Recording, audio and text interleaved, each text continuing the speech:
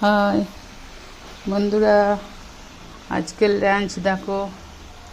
আমাদের এটা হচ্ছে মাটন বানাচ্ছি এখনো। আর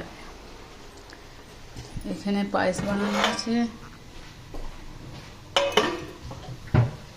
চাটনি, শাক ভাজা, আর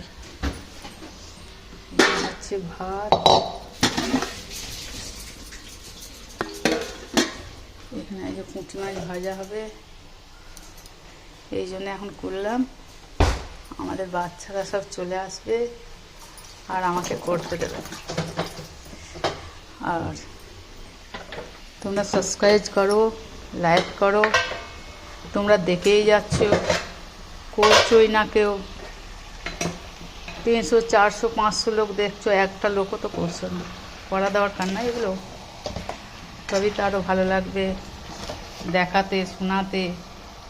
তো রোজ ছাড়ছি। বাই।